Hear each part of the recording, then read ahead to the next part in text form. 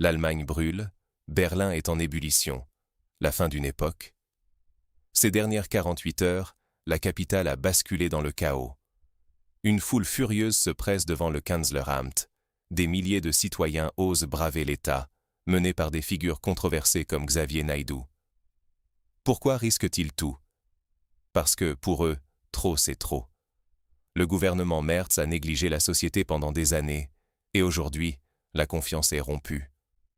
Friedrich Merz, le chancelier, fuit littéralement Berlin alors que les manifestants exigent des réponses sur l'affaire Epstein et dénoncent la dissimulation.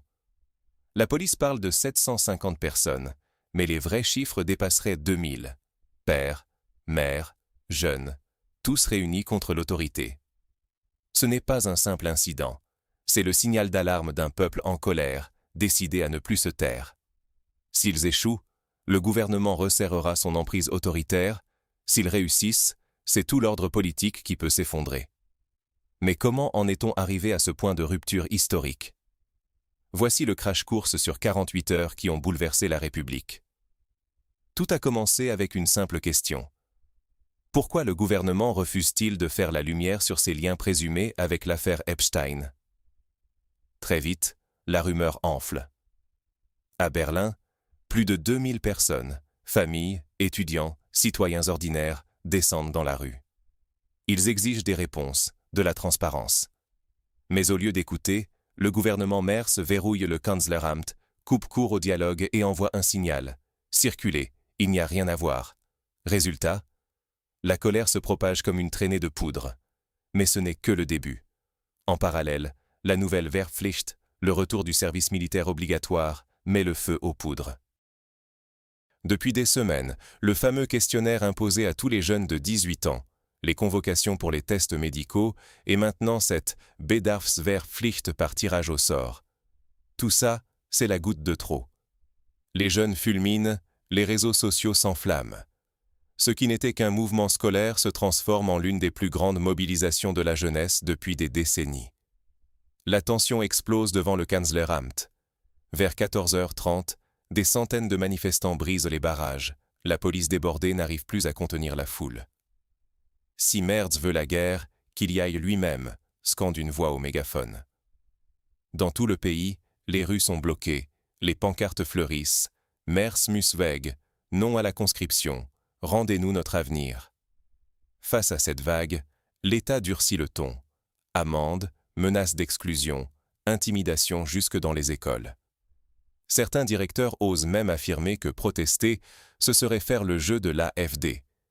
Mais ignorer ce contexte, c'est minimiser ce qui pourrait bien devenir un soulèvement national.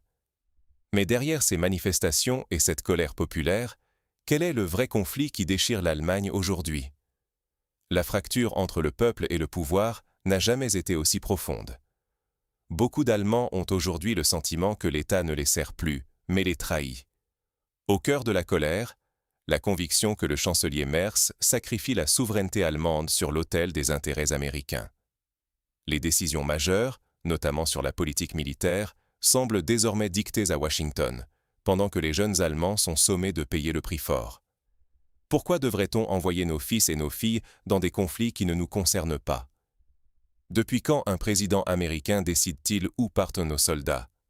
Face à cela, l'AfD affirme avoir vu venir la crise. Elle se pose désormais en porte-parole de tous ceux qui refusent la soumission et réclament le retour à une Allemagne maîtresse de ses choix. Mais ce n'est pas tout. Même le SPD et Die Linke, historiquement rivaux, vont jusqu'à demander la démission de Merz. Les lignes bougent, et vite. Dans les écoles, la répression atteint un niveau inédit. Les élèves qui contestent la nouvelle Wehrpflicht sont menacés de sanctions, parfois même d'amendes. Certains enseignants, loin de soutenir la liberté d'expression, cherchent à étouffer la contestation. On entend que protester, c'est faire le jeu de l'AfD. Mais depuis quand la démocratie consiste-t-elle à punir la jeunesse pour ses opinions?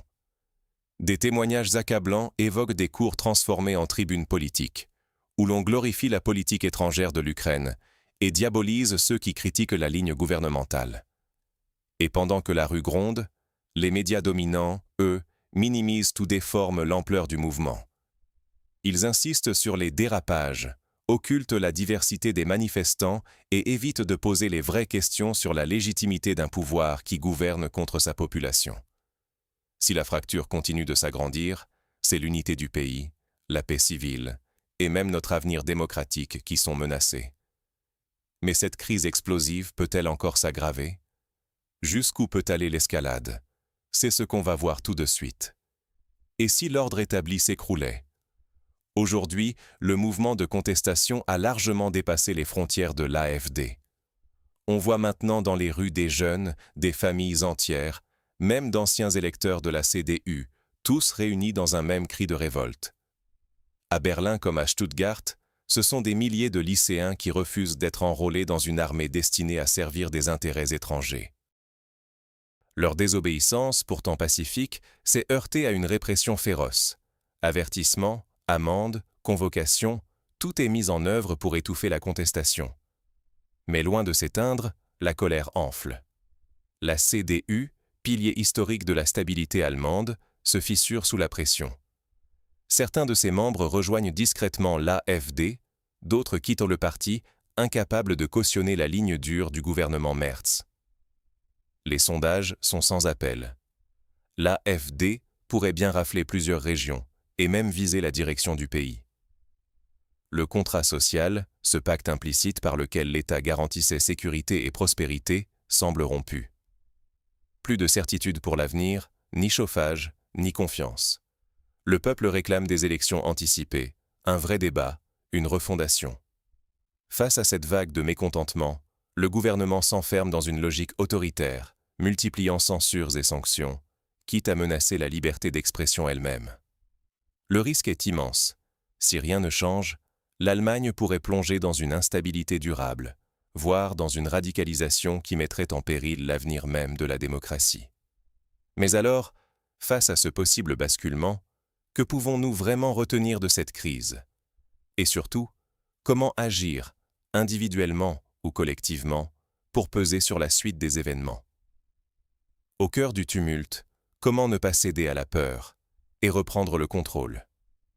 Face à la répression, aux intimidations comme celles subies par les jeunes manifestants de Stuttgart, il est plus essentiel que jamais de s'informer autrement. Ne vous limitez pas aux canaux officiels. Recoupez les infos, comparez les points de vue, écoutez aussi bien les voix dissidentes que les témoignages sur le terrain. C'est la seule manière de déjouer la désinformation et la manipulation qui entretiennent la peur et la division. Refusez le climat d'intimidation politique et médiatique. Soutenir la liberté d'expression, défendre le droit de manifester, exiger la transparence du pouvoir, ce n'est pas un luxe, c'est vital.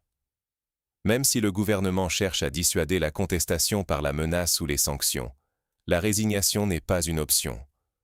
Rester passif, c'est accepter la perte de vos droits, c'est laisser l'avenir vous être confisqué sans réagir. Mais chaque voix, chaque initiative, chaque prise de parole pèse dans la balance, surtout en ce moment. Les jeunes, aujourd'hui au cœur de la contestation, montrent l'exemple. Ils osent, ils refusent le silence et la soumission. Leur engagement inspire. Ils rappellent à tous que le changement ne se décrète pas, il se conquiert.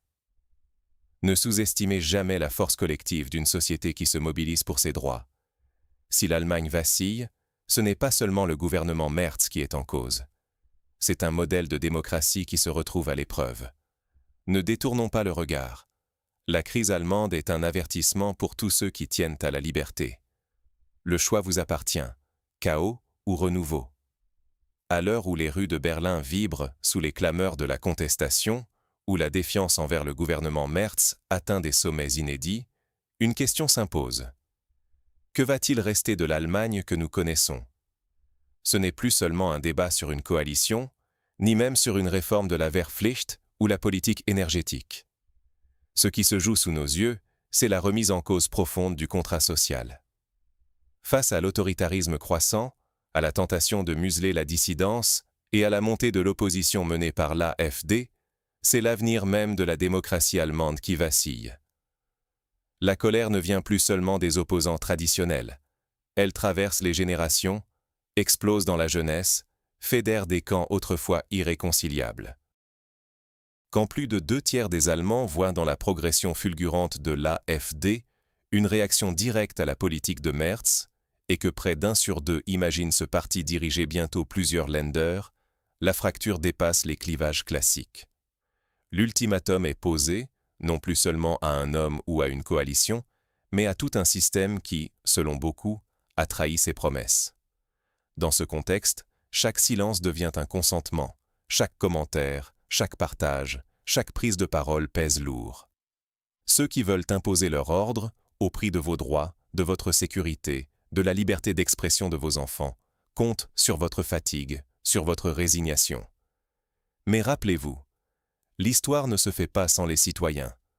Aujourd'hui, c'est vous qui détenez le pouvoir de peser sur le cours des événements, de refuser la fatalité du chaos pour ouvrir la voie à un renouveau. Alors, que choisirez-vous?